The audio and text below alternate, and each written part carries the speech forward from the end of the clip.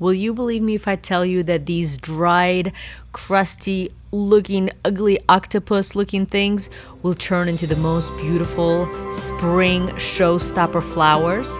These are called Ranunculus, and they love cool season. So they're the first thing that I plant out in March, and they're kind of the first things that bloom for me. So beautiful. They're like a mix of, I don't know, a rose and a peony and everything in between. Like, look how beautiful this one is. Look at the little frillies. I first found Ranunculus at our Lowe's box store. I looked at Home Depot and Menards and they don't have any, but I first found them at Lowe's and they were right here as you walk in the doors. And for some reason, they were like all the way in the bottom of the shelves in the corner. I don't know why. They're so beautiful, but this is what they look like.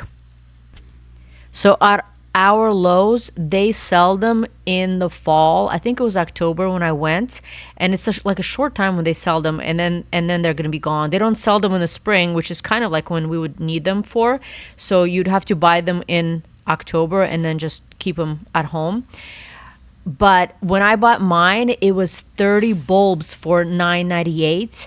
And then when I went this year to look to, because I wanted to get a little bit more, they have the same price, but it's half the amount of bulbs. So they charge you the same price, but now they only offer you 15 bulbs. So, shocker.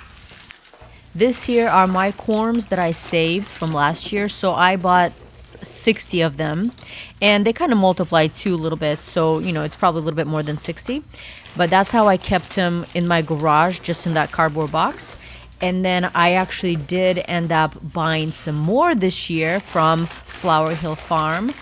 Nicole, I saw her video that they were selling some, and I was like, yes, I really want different varieties. And so I was able to buy 2 different varieties from her store. So this one, La Dolce Vita Mix. And look how beautiful those corms look. They're like so much more plumper than mine, but this is what the final result is going to be like. So I'm so excited for this new variety. And then the second one was Amandine Porcelain. They don't look quite as plump as the other ones, but this is what the flowers are going to look like. So, oh, I can't wait. So this is my receipt right here. This is what it looked like. So it was like $28 for 20 corms each. So I think I did the math and it was like $1.30 per corm, something like that. So these are all mine. They look very shriveled up and very funky looking, but this is what they will look like.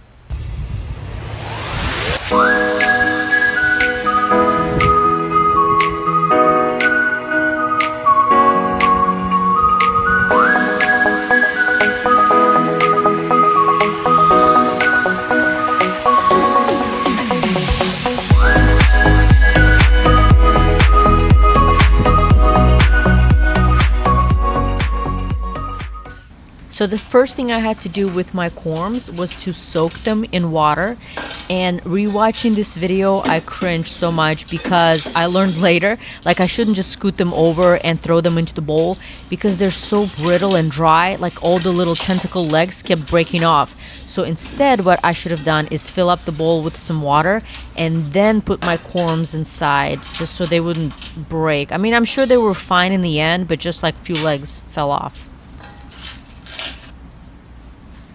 The goal here is to soak the corms so they can rejuvenate and wake up from their dormancy and just soak up as much water as they need. So you have to soak them for at least 3 hours. And so what I make sure that I did is that I've had plenty of water so they cover all the corms completely. I still can't believe that these crusty looking things are gonna turn into like the most beautiful flowers. It's like the transformation is amazing. I still can't believe it, but it's gonna happen. And then what I just did, I just kind of put them in the shelf away from my 2-year-old so he can't get to them. So I just kind of kept them up there on the shelf. They don't need the light or anything like that. I just kind of put them there out of the way. Here I'm checking up on my corms. After about 2 hours, you're kind of supposed to check the change the water throughout just so they don't like rot, but I mean, I only changed the water once. It's fine. So like this is me kind of checking up on them after the 2 hour mark. And I've noticed that some of them weren't as plump, like they were kind of squishy, like a lot of mine. So this is mine, and it was very squishy, and I was kind of getting worried, thinking maybe mine have rotted or something. I don't know, like they weren't very plump. But what I noticed later is that they weren't just soaked up enough, like they needed to soak for at least 3 hours so they can really get all that water inside of them. And then they were all plump and they looked beautiful and perfect. So just when you soak them, give them at least 3 hours time, and don't kind of freak out if they look squishy, because they will plump up. I soaked these corms for about 2 hours and 45 minutes, and then I drained the water, and they've been sitting just in the bowl like this, plain, for about an hour, just because I had to go somewhere, and I'm back to plant them. So what I noticed is after 2 hours that they were in the water, I was trying to feel them, and they kind of felt squishy. And I thought, oh no, some of mine must have rotted or something. But after they were in the water for about 3 hours, they all plumped up even more so. So if you notice that when your corms are, maybe they're a little squishy and it hasn't been 3 hours at least that they were in the water, it just means that they haven't filled up with water yet all the way. What I've noticed is after they've been in the water for about 3 hours, they plumped up nice. Everybody looks really good. Even mine that I saved, they all look promising. This is my first year saving my corms. Last year was my first year growing them. And then this was the first year that I saved my own corms. So this is what I'm gonna do. I have 2 of these trays. These are my old trays, so they're very brittle, but that's what I have. So they'll be perfect for this, because I'm just gonna, basically I'm sprouting or getting them, sprouting the corms before I'm gonna plant them outside in March. So last year I actually started the corms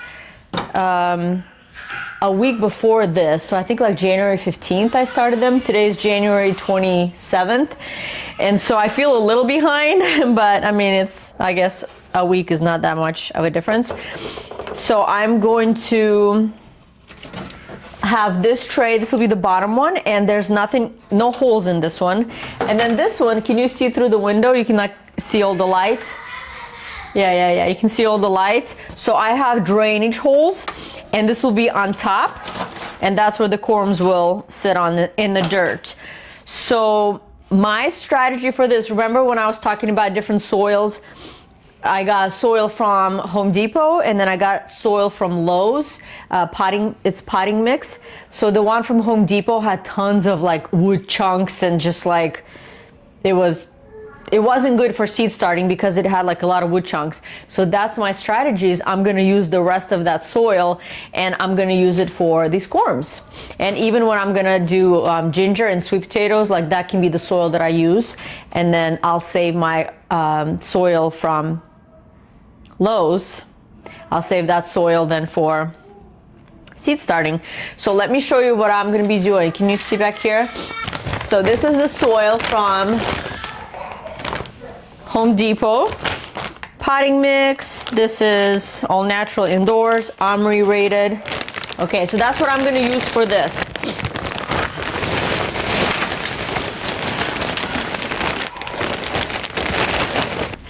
Maybe I don't want that much soil.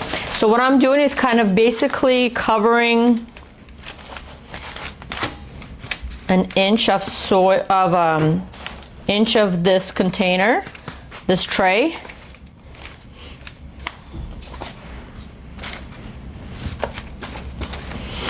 Okay, so this will work. Nice. And this is just enough kind of soil for the roots to spread. Because I don't want to put plastic.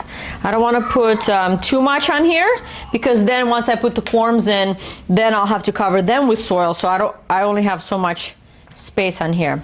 Perfect. And these can be really close together, because all you're doing, it's kind of like when you plant tulips. They have to they can be close together, because all you're doing is you're just basically giving them enough soil just for their roots to kind of, oops, there you go, for the roots to go through, and they're just gonna open, and that's it. They're gonna pre-sprout. It's not like they're growing here and living here, you know, for a long time. All is happening is just enough. We're kind of giving them just enough room, just enough soil for them to pre-sprout, and then we'll take them out outside. I have these little guys, and I still want to plant them out. Just, you know, what if they do sprout? I don't know if they will or not, but I don't want to take that chance. I mean, I paid money for these, so I might as well put them in here and hope that they sprout. This is so exciting. I am so excited. I fell in love with Ranunculus last year. It was my first year growing them, and I was just basically going off of the picture on the package. So when I saw it at Lowe's, and maybe I even saw other people's videos, and I learned about it that way. And then I grew them for the first year, last year, and I fell in love. They were so beautiful, and it's so fun that they're a spring flower, and so they're like the first thing to kind of bloom. Oops, this is upside down. I have another one, like this one is mine that I saved, and I kind of did it on purpose where I left enough of a stem, so then it's kind of easier to tell that these are the right side up. So you can see that the tentacles, they go downward, and then the stem goes up. I'm putting holes in this tray, and I kind of chose one of my older trays that was more brittle, that had more holes in it, so I'm just adding more drainage holes. And then this, I chose this one will be the one to go underneath, because this one is still in solid. So I'm just kind of doing this. No science to it.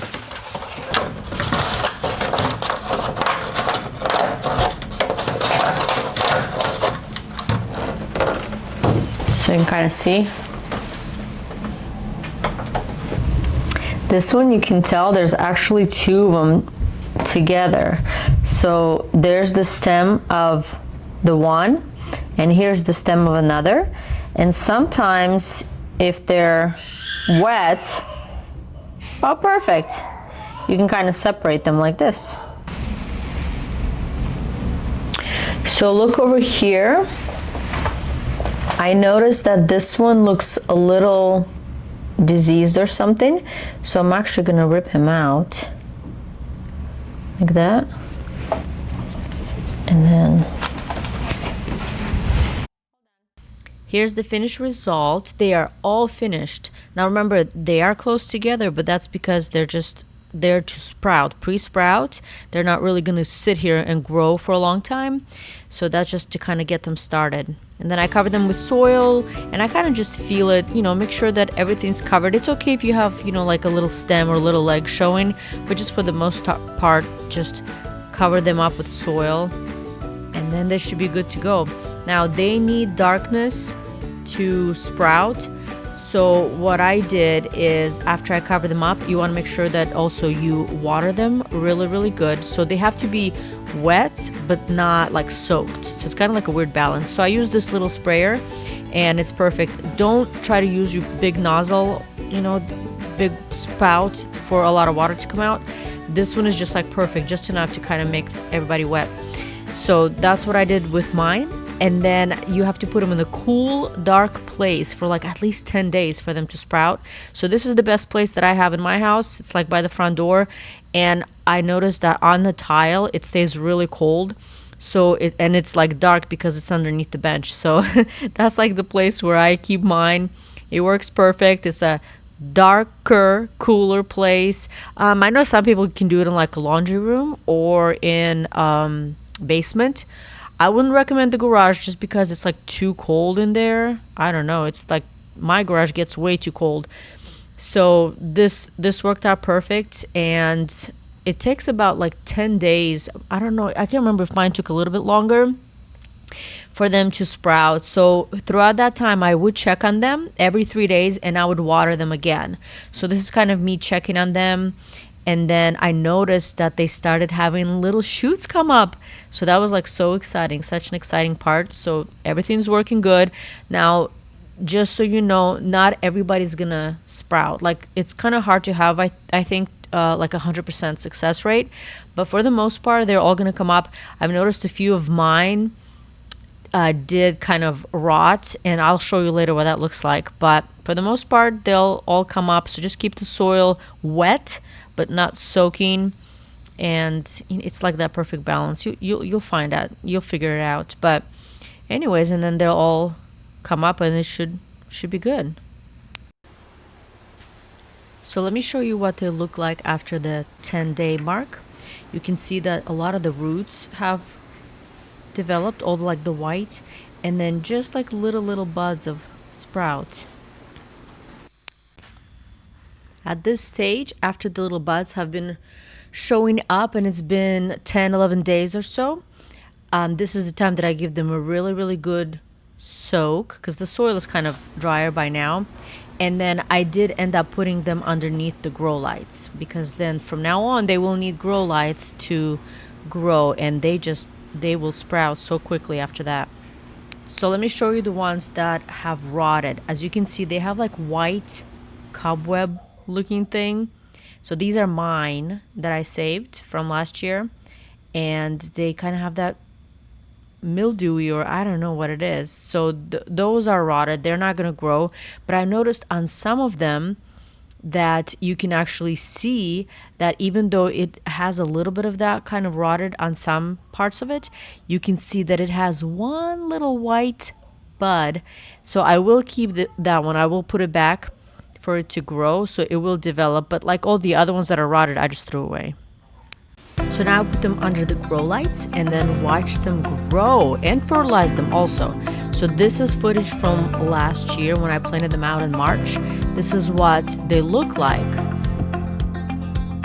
Mine right now, it's been a month since I started mine for this season, and mine already, some of them are looking like this, and I'm like, oh no, I'm not ready to plant them out yet. We have, just today it snowed, but this is what they will look like later after they grow a little bit. Oh, and I do put a row cover, like a frost protective cover over them until all our frost is gone, and then they just turn into this, and then slowly, they kind of remind me of celery, like their leaves look like celery leaves almost. And then slowly they'll just keep on growing and growing. So the more you cut them, the more blooms that it will produce. And I noticed on mine, I don't think I cut a single one of them. I was just like too scared to. They were so beautiful. But anyways, enjoy your ranunculus.